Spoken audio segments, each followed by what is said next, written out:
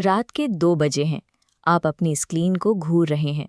2 से 5 साल का कोडिंग एक्सपीरियंस हो चुका है और आपको पता है कि अगले अप्रेजल में भी आपकी सैलरी उसी 10% की मामूली हाइक के इर्द गिर्द सिमट कर रह जाएगी।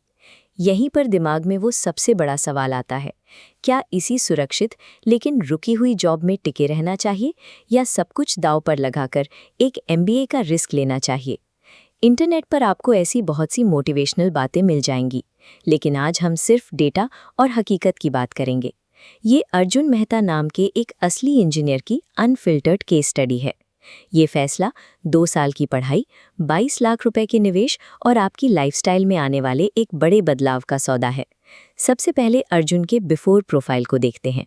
पुणे की एक मिड साइज IT कंपनी में 4 साल का काम और 12.5 लाख रुपए का पैकेज, जो पिछले 2 साल से बिल्कुल नहीं बढ़ा था। अर्जुन की कहानी में बदलाव तब आया जब उसने कैट में 98.4 परसेंटाइल हासिल किया और IIM इंदौर में कदम रखा। 2 साल बाद अर्जुन का आफ्टर प्रोफाइल सामने आता है। अब वो मुंबई की एक बिग 4 फर्म में स्ट्रैटेजी कंसल्टेंट है और उसका नया पैकेज है 28 लाख रुपए। 12.5 लाख से 28 लाख तक की ये छलांग दिखने में बड़ी है, लेकिन इस बढ़त के लिए चुकाई गई कीमतों का विश्लेषण करना जरूरी है। IIM तक पहुंचने का रास्ता आसान नहीं था। अर्जुन को अपनी फुल टाइम IT जॉब के साथ साथ पूरे 11 महीने तक कैट की तैयारी करनी पड़ी। इस कैलेंडर को देखिए, ये उस 11 महीने के संघर्ष को दिखाता है। जॉब के बाद रोज 2 घंटे की पढ़ाई और वीकेंड्स पर 5 से 6 घंटे का लगातार स्ट्रेच। इस दौरान सोशल लाइफ पूरी तरह से खत्म हो चुकी थी। एडमिशन मिलने के बाद फीस का भुगतान सबसे बड़ी चुनौती थी। IIM इंदौर की 2 साल की फीस 22 लाख रुपए है। अपनी सेविंग्स लगाने के बाद भी अर्जुन को 15 लाख रुपए का एजुकेशन लोन लेना पड़ा। इसका सीधा मतलब था कि नौकरी शुरू होने के बाद हर महीने 28,000 रुपए की EMI का फिक्स बोझ।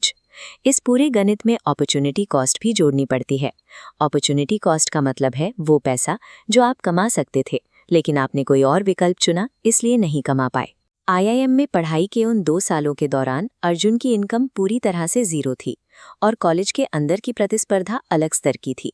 एक इंजीनियर को अचानक फाइनेंस और इकोनॉमिक्स की एक बिल्कुल नई दुनिया में उतरना पड़ा और इंटर्नशिप के लिए 200 से अधिक केस स्टडी सॉल्व करनी पड़ी। हकीकत यह है कि कंसल्टिंग की दुनिया में अपनी पहली सैलरी उठाने से पहले ही आप अपनी मानसिक ऊर्जा का एक बड़ा हिस्सा खर्च कर चुके होते हैं और एक भारी कर्ज के नीचे दब जाते हैं। ये चार्ट 12.5 लाख से सीधे 28 लाख रुपए तक के बदलाव को दिखाता है। इस 28 लाख के पैकेज का असली ब्रेकडाउन समझना जरूरी है।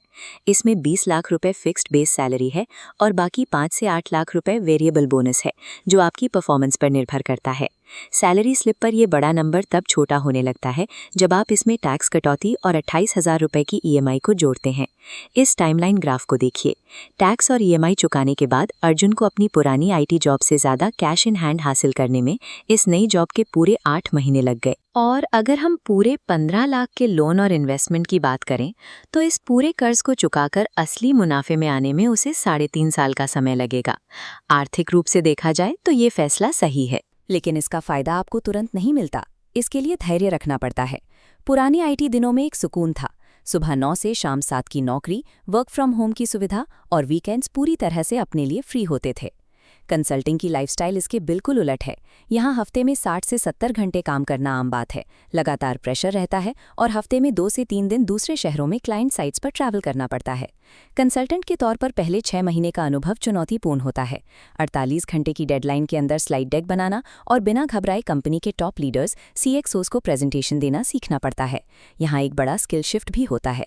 एक इंजीनियर की ट्रेनिंग किसी भी समस्या की गहराई में जाने की होती है, लेकिन कंसल्टिंग में MEC जैसे फ्रेमवर्क्स के साथ समस्याओं को व्यापक रूप से देखना होता है। MEC का मतलब है म्यूचुअली एक्सक्लूसिव और कलेक्टिवली एग्जॉस्टिव, यानी किसी समस्या को इस तरह हिस्सों में बांटना कि कोई पॉइंट ओवरलैप ना हो और कुछ छूटे भी नहीं। इस मेहनत के बदले आपको बड़े क्लाइंट्स के साथ सीधा नेटवर्क और केवल 3 से 4 सालों में प्रिंसिपल के पद तक पहुंचने का मौका मिलता है। लेकिन इन सब के लिए अर्जुन को काफ़ी कुछ कुर्बान करना पड़ा। शुरुआत के 8 महीनों तक उसका जिम का रूटीन पूरी तरह गायब रहा और शाम के समय पर उसका अपना कोई कंट्रोल नहीं बचा।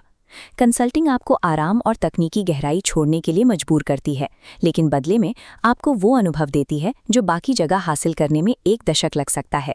ये रास्ता हर इंजीनियर के लिए नहीं बना है। कुछ लोगों को इस रास्ते से बिल्कुल दूर रहना चाहिए।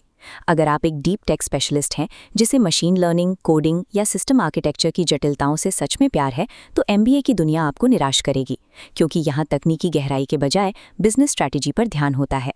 अगर आपके लिए 9 to 5 का वर्क लाइफ बैलेंस और कम तनाव वाली शांतिपूर्ण जिंदगी सबसे पहली प्राथमिकता है, तो कंसल्टिंग का पहला ही साल आपको मानसिक रूप से थका देगा।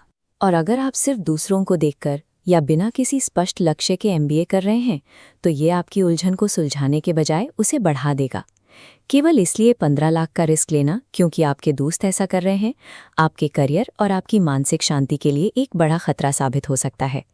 ये जर्नी उस महत्वाकांक्षी इंजीनियर के लिए है जो एक ही तरह के काम से ऊब चुका है और अब वेंचर कैपिटल या स्टार्टअप जैसे अलग अलग करियर विकल्पों को आजमाना चाहता है।